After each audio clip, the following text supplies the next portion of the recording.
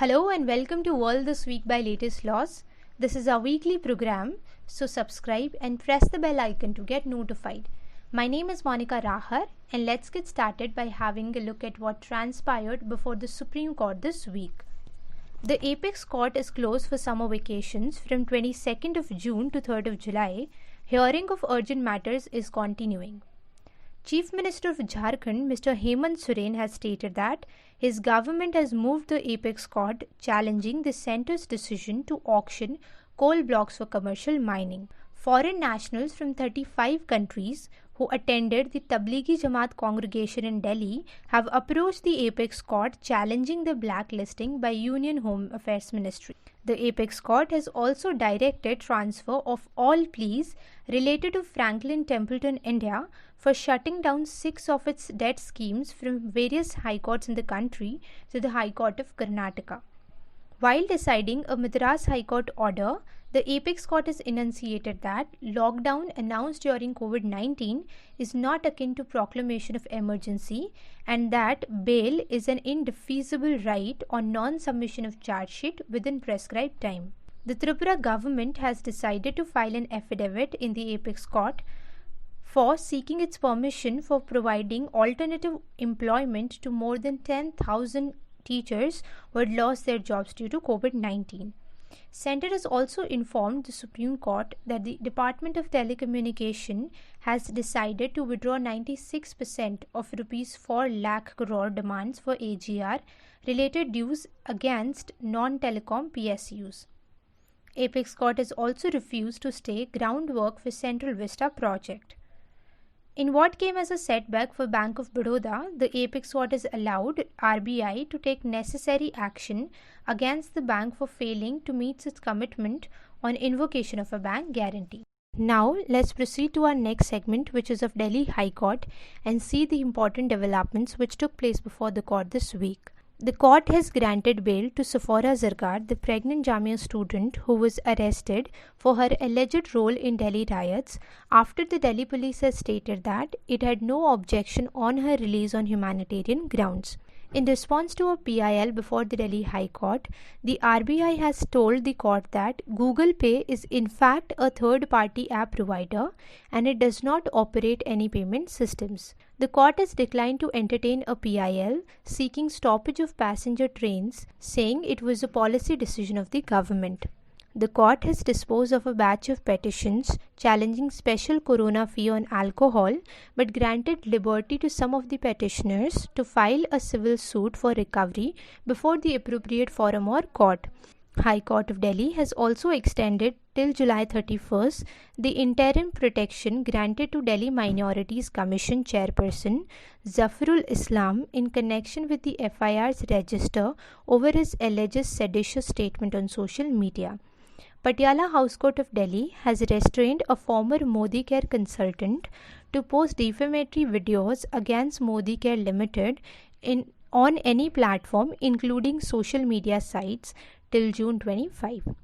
The court has also declined to entertain a plea alleging there are rampant manufacturing of substandard PPE kits and seeking action against the entities involved therein. Now let's proceed to Bombay High Court.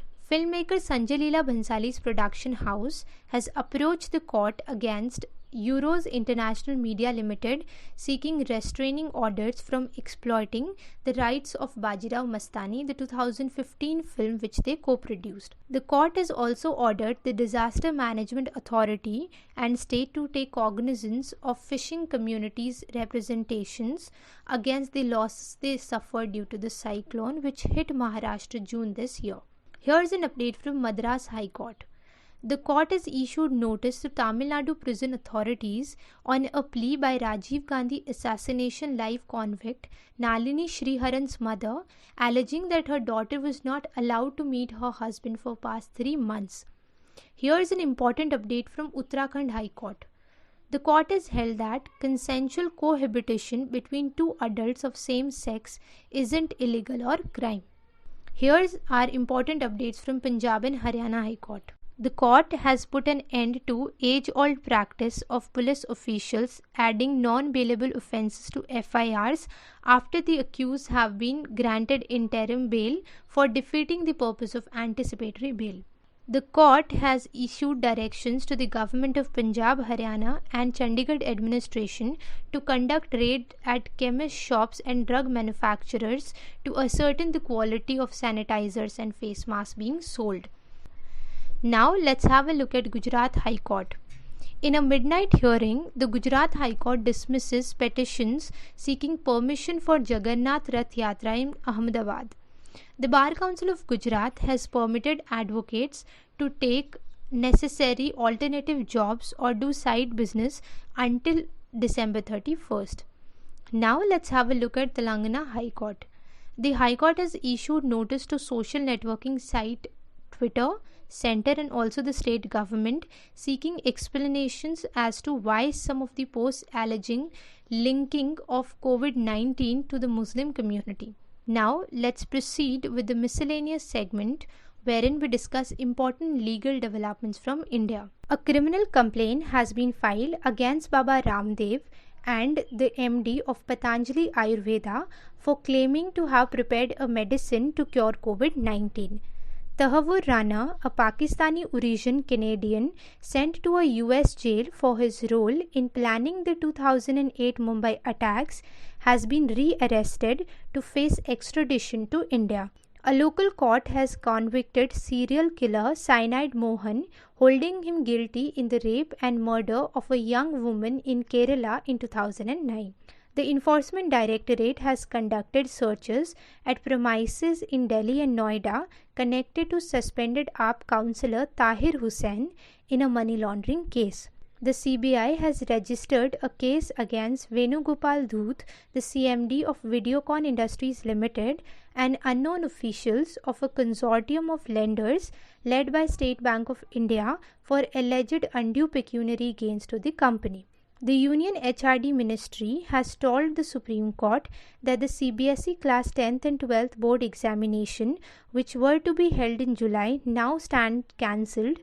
However, the board has decided to make the examination of Class 12th optional. Now, let's proceed to the last and important segment of this news analysis, the international news. A silent demonstration was held in front of the United Nations office in Geneva for raising voice in solidarity to eradicate the malicious blasphemy law and forced conversions in Pakistan. Jordan's Tequila company sued for copyright infringement. US court has ruled that police cannot force smartphone users to unlock their phones. French court upholds Google's $57 million GDPR fine. Nikhil Rathi, the CEO of London Stock Exchange, now is appointed as the CEO of Financial Conduct Authority UK. That's all we have for this week. Thank you very much for being with us. We hope this was a productive session. Until we come up with our next video, stay tuned and take care.